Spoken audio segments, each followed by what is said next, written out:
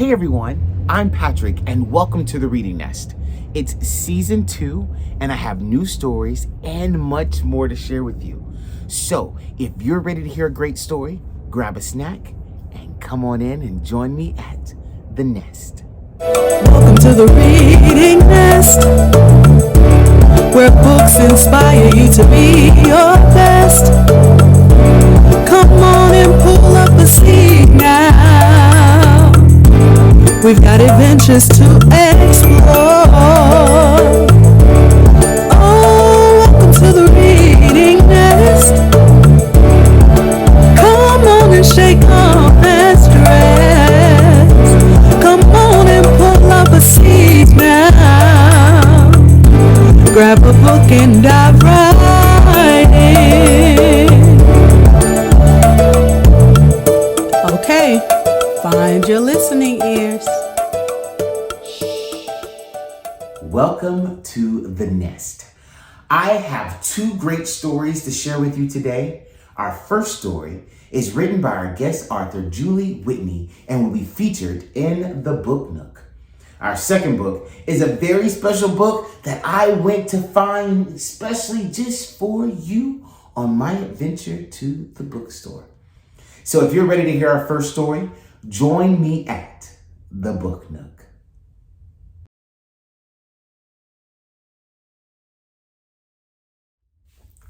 Welcome to the Book Nook.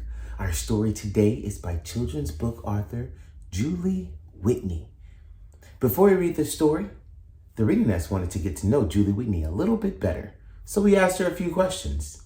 So here she is, our Book Nook author of the week, Julie Whitney.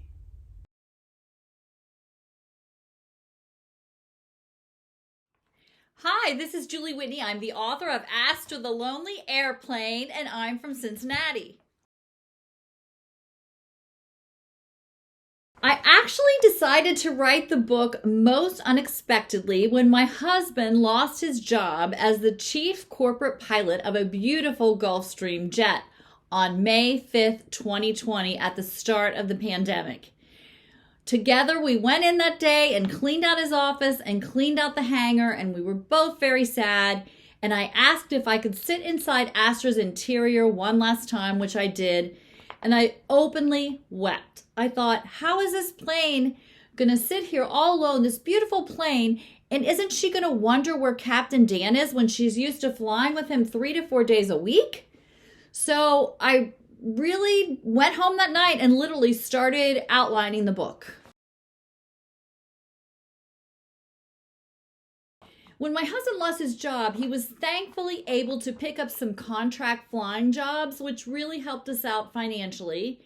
My PR business slowed down quite a bit, so the book really occupied me, and it was very therapeutic for me and kept me going and kept me thriving during the dark days of the pandemic. Astra came to be because the original Gulfstream 100 plane was manufactured in Israel, and it was known as the Astra SPX. So although she's now known as the G100, I took her original name because Astra reminded me of stars and astronomy and flying. And I tried to personify her and tell the story from the plane's point of view and think about how she would feel and her emotions. And I think I did a pretty good job of that. And then the illustrator really captured things very well for me, Michelle Simpson from Canada. So you really feel when the plane's happy, when she's sad, and when she's being a little devilish and playful. My process when writing Astra was I knew I wanted to write a rhyming book because I've always been very good at rhyming. So that came very natural. And I knew that I wanted a very happy ending. And I knew that I wanted some diverse and colorful, quirky human characters in the book as well. Captain Dan was very much involved in the writing process, not in actually writing the plot, but in helping me write the 2-page glossary, where we talk about all of Astra's capabilities and facts and figures and numbers, how fast she can go, how tall she is, how much fuel she can hold, and all of the definitions about the various aspects, the cockpit, the galley, the tail, the nose. He explained all of that very well, and it's all outlined in the 2-page glossary. He also is the star of the 3-minute video, which accompanies the book. He played along with that very well. There's a QR code in the last 2 pages inside the glossary, and you can actually scan it. And if you do scan it, you'll see the video of the real Captain Dan giving kids a tour of the real Astra. So I thank him very much for doing that. It was quite a process. I hope that the book will inspire young readers to seek out careers in aviation. I did find out that only 5% of the pilots worldwide are women, so perhaps some young female readers will become interested in a career in aviation.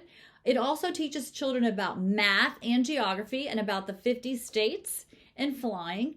And it has some important life lessons, such as overcoming difficult times that may arise in our lives, which we've all had a lot of lately, dealing with difficult people, and adapting to new circumstances that occur in our lives, perhaps such as a move to a new city. It also teaches children about having hope. If you want to learn more about me and the book, you can visit AstraTheLonelyAirplane.com, which is the website. There's some free activity sheets that you can download, coloring pages, word matches, fill in the blanks for various ages from 3 to 10. So I encourage parents and teachers to download those. The book is available for pre-order now, and the official release date is March 2nd during National Read Across America Day and Dr. Seuss's birthday. So it can be ordered on Amazon.com, Target.com, BarnesandNoble.com, Bookshop.org, Joseph Beth Booksellers, and independent booksellers from coast to coast and really around the world. So if you Google it, you'll find a place to order it. I encourage you to follow me on social media. My official author page on Instagram is @JulieWhitneyAuthor, and Facebook and Twitter are both Best Cincy, CINCY, PR Pro. PRO. That's Best Cincy PR Pro. Thanks for joining me, and I hope you enjoy the book. Thank you, Miss Whitney, for sharing with us on how Astra came to life. Now, let's read our Book Nook book of the week, Astra the Lonely Airplane, written by Julie Whitney and illustrated by Michelle Simpson.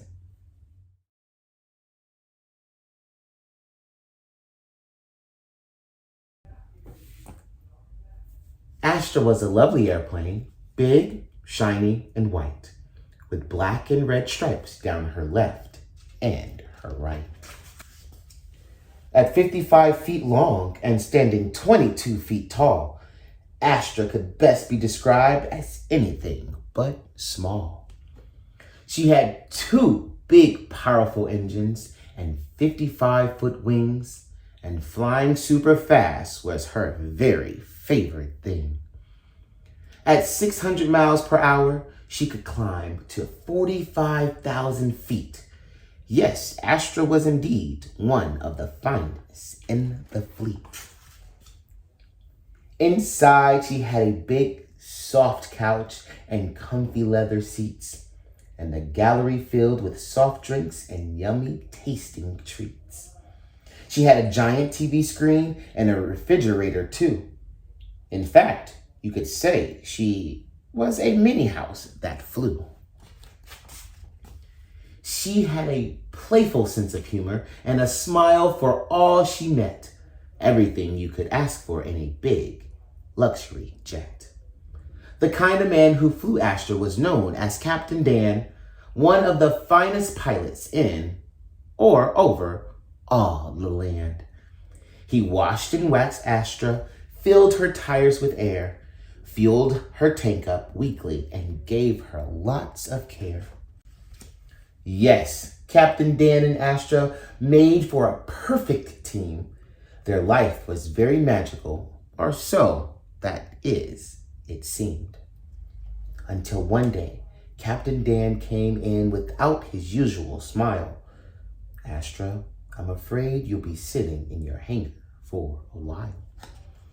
He told his good friend Astra that she was being sold, and any plans for flying would now be put on hold. He said, "Keep your nose up, Astra, and try not to frown." But Astra couldn't help but feel a little glum and down. He promised to check in on her each and every week, and with that, a big tear dropped down Astra's shiny cheek.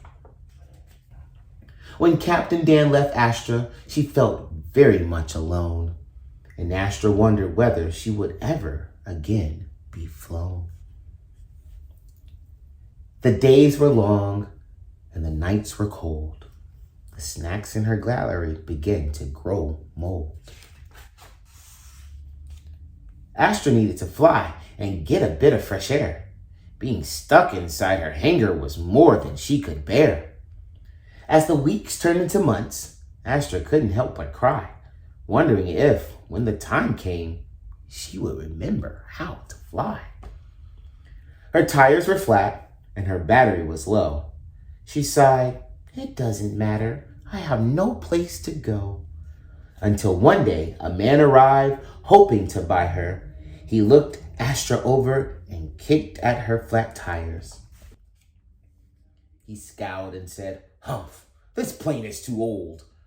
And what is that strange smell? Could it be mold? But let's take her up and see what that old gal can do." And higher, clever Astra flew. She chuckled as she flew him through a giant storm cloud. "This will teach him for being so rude and loud." As Astra tossed and turned, the man started to feel ill. He shouted, "Is there any way to make this plane hold still?" He turned quite green as Astra made a very steep descent. She could hardly wait to rid herself of this ill-mannered gent. After Astra landed, the man crawled out on all fours, and Captain Dan escorted him out the hangar doors. Next, a man came by who was quite large and tall and complained this plane may be a little too small. He climbed aboard Astra, which was no easy feat. His legs were so long he had to squeeze into his seat. He struggled with his seatbelt, which was far too short, as Astra took off with a chuckle and a snort. The man's head hit the ceiling and his arms hit the floor, and he shouted, "I don't think I can take any more." So Astra took a nosedive. As she started to fall, she laughed. "This will teach him once and for all. I certainly won't be buying this plane," said the man, and Astra grinned proudly at Captain Dan. Next in waltzed a well-dressed lady, perhaps a frequent flyer. Astra hoped and prayed that maybe this would be her buyer. But as they flew, the lady said, "This plane is way much too hot. I think I would be happier just sailing on my yacht." So Astra cranked her air conditioner as high as it would go. Then the lady put on her coat and gloves as the air began to blow. "This plane's too cold," the lady said, so Astra cranked her heat. And by the time they landed, the lady was red as a beet.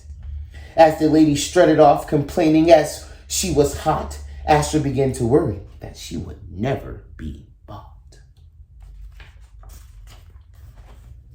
There had to be someone out there who would want to buy her, who wouldn't just laugh as they kicked at her tires or complained that she was too old or too small or too cold or too hot or about anything at all. Then Captain Dan said, "Here, let me fill up your tires. You just need to be patient. We will find the right buyer. I'll wash and wax you till you're shiny like new and restock your gallery with fresh, yummy treats too." And just as Captain Dan finished cleaning Astra up, there finally came a great change in their luck. For in strolled a man with a big, pleasant smile. He looked Astra over, humming all the while. "She's a beauty," he said, "so shiny and clean. about the prettiest plane I think I've ever seen. He looked inside at her big, comfy seats and checked out the gallery with her fresh, tasty treats. And then he proclaimed, "I think this plane is just right. Can she make it all the way to California tonight?" "Sure thing. I'll fill her up her tank," said Captain Dan, and he ran to file a cross-country flight plan. "But first," he said to Astra, "we'll soon have a new home. No more nights spent in your hangar alone." Astra was excited, but she was a little bit scared. She'd never seen California. Would she like it there? But Captain Dan assured her, "We have nothing to fear. It's beautiful with rain just a few times a year." So Astra took off and climbed higher and higher. "This is such a smooth ride," marveled Astra's new buyer. Once Astra reached a height of 45,000 feet, the nice man relaxed and kicked up his feet. "What a magnificent view! I really love this plane," he said as he looked down at the colorful terrain. Across the Ohio and Mississippi rivers they flew, then over the Rocky Mountains. What a spectacular view! The Arizona desert was a beautiful sight, while below them the daytime faded to night. They passed through a rainbow as Astra began her descent. "What a very lucky sign!" exclaimed the nice gent. As she landed smoothly in the Golden State, Astra felt happy about her new fate. And although she was excited for what adventures lay ahead, she was also quite jet-lagged. It was almost time for bed.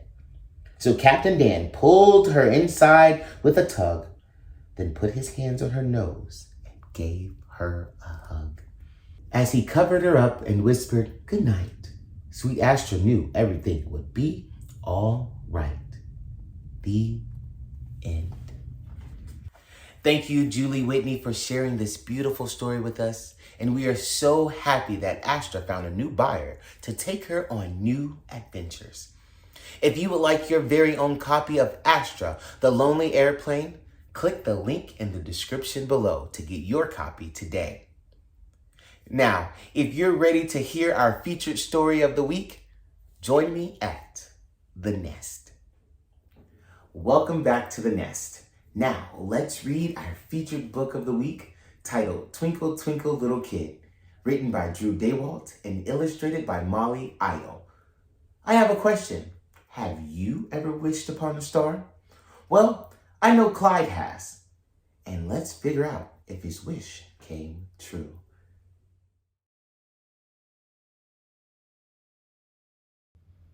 One night, Clyde noticed one little star all alone in the big black blanket of the night above. He stared at the star for a long time, then said, "Starlight, star bright, the first star I see tonight. I wish I may, I wish I might have the wish I wish tonight. I wish for a..." And then, at that very moment, Clyde closed his eyes and wished as hard as he could. His wish was a secret. He opened his eyes and looked around, hoping his wish had come true, but it hadn't. With a sigh, he stood up and walked home.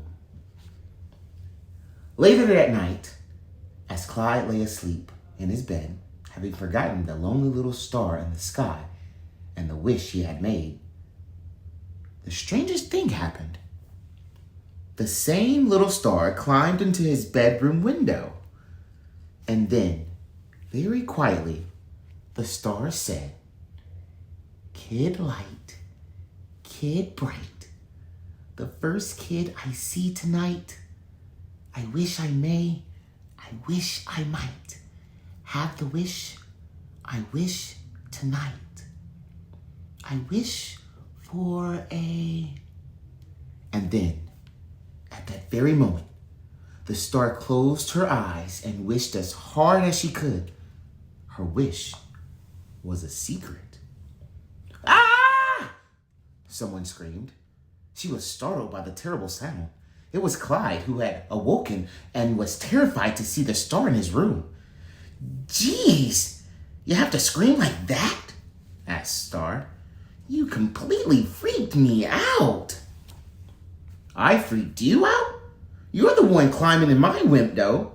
If anyone has the right to be freaked out, it's me. Said Star. Good point. I hadn't thought about it that way. And speaking of which, said Clyde, who are you? And why are you here freaking me out in the middle of the night? Oh, come on. You don't know me, Clyde? I'm the star you wished on tonight and last night and the other night for the past 2 weeks, she added. You're a very needy person. Don't judge me. I'm not the weirdo climbing in people's windows. What are you doing in my room anyway? Making a wish on you? What? You can't wish on me, said Clyde. Stars don't make wishes on kids. Kids make wishes on stars. Well, I just did, said Star as she stood there defiantly. But I don't know how to grant wishes, said Clyde. What did you wish for?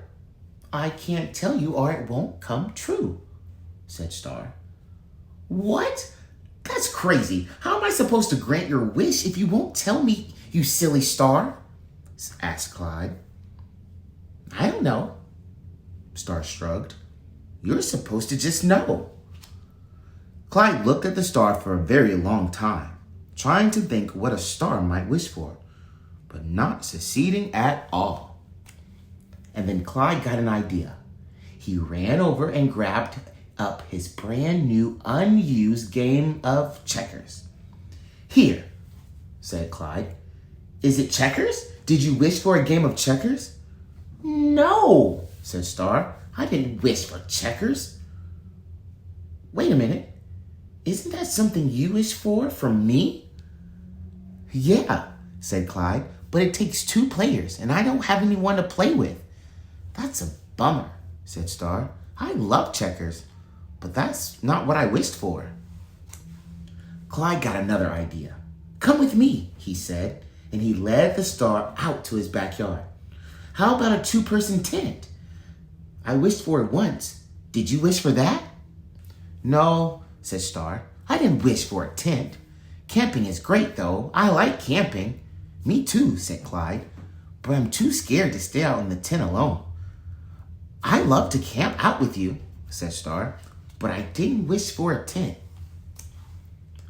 Clyde raced over to the other end of the yard and grabbed up his frisbee. It's a frisbee, he asked. No, said Star. Don't get me wrong. I love frisbees, said Star, but that's not what I wished for. Yeah, without someone to throw them back, they're kind of exhausting, said Clyde. True, said Star.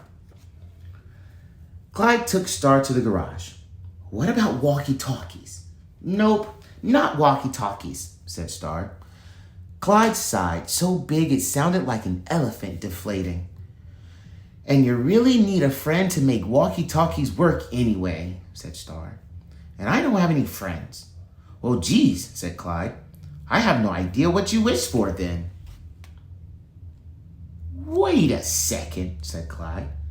You love all the stuff I showed you, but you don't have anyone to share it with. Did you wish for a friend? At that, Star suddenly twinkled a little brighter and smiled a big bright star smiled at Clyde. And Clyde suddenly twinkled a little brighter too and smiled a big bright kid smiled at Star.